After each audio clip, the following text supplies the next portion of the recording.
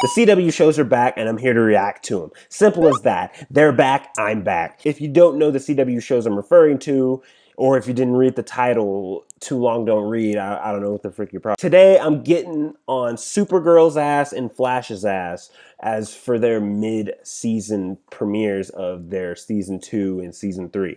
Anyway, I gotta get on their ass. You should really watch the Supergirl and Flash episodes so you know what I'm talking about and so you can actually relate to this complaint. So you can actually relate to these opinions or comments.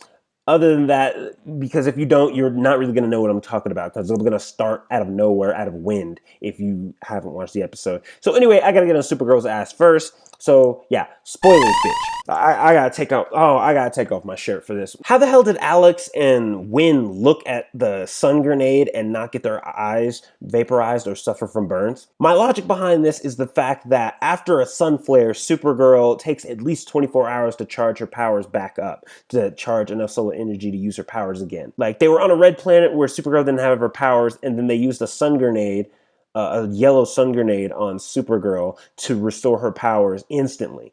Okay, flat out, I got a problem with this. The problem lies where Alex and Wynn are just looking at it, going like ooh and awing it, and they don't get their eyes vaporized or they don't suffer from burns. I said that it takes at least 24 hours for Supergirl to get her powers back after a sun flare. So that being said, the sun grenade gave her powers back immediately. So that had to be at least 24 hours worth of solar energy. It had to be 24 hours worth of solar energy being discharged all at once.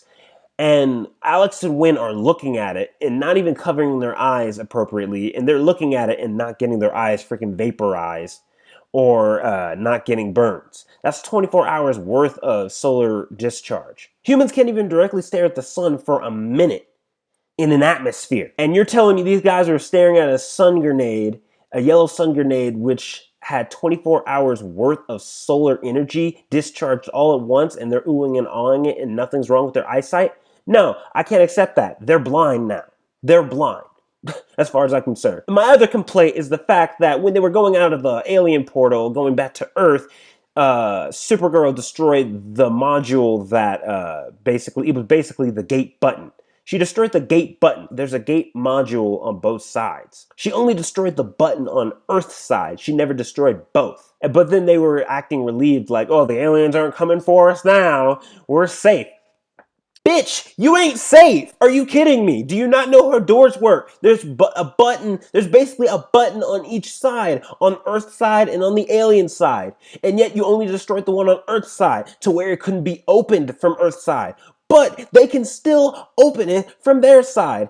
And if you're saying, oh, maybe they need to be open simultaneously. No, it doesn't. It can be open from either side. It doesn't matter. So you essentially got off easy. I gotta get on the Flash's ass. The way they're trying to change events in order to prevent Iris's death, it's all wrong and it's retarded. First of all, they're acting like, oh no, time, we can't let it, is it fixed? Is it fixed? They're going on the dilemma on whether events are fixed or not.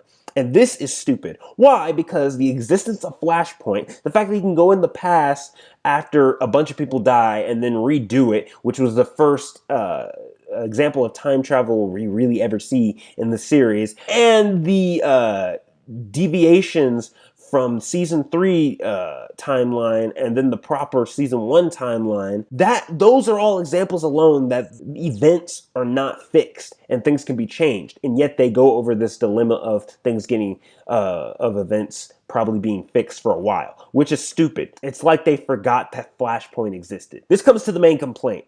The way they're going about changing changing Iris's fate. It's stupid. They're planning on changing headlines, but the way they did that was essentially there was a criminal named Plunder, and then in the headlines, the Flash captured him. So what they tried to do was make it to where Kid Flash captured him, which is stupid. That doesn't change the end result. It just changed the method you did to achieve the end result. But Plunder is captured either way, by the Flash or Kid Flash. Either way, he's captured in the future. It didn't matter who did it. He's still captured. So you didn't really change anything or assist in changing Iris's fate. You just changed the headline by a minor detail. Literally, you changed the headline by one word. Way to go, guys. way to change the future. God, one of the most effective ways you can change Iris's fate is by changing events very prior to the disaster. Other than that, everything you're doing could be futile, since all of that stuff you're changing seems to be irrelevant to the actual main disaster. So it's like, how the does Plunder's disappearance or appearance, him being free or captured, apply to the plot of Savitar? I don't even think he knows the man. So essentially, your attempts at changing the timeline are retarded and not well thought out at all. Are the writers having a laugh? These were oversights which need to be addressed. So I had to get on the ass. Sorry.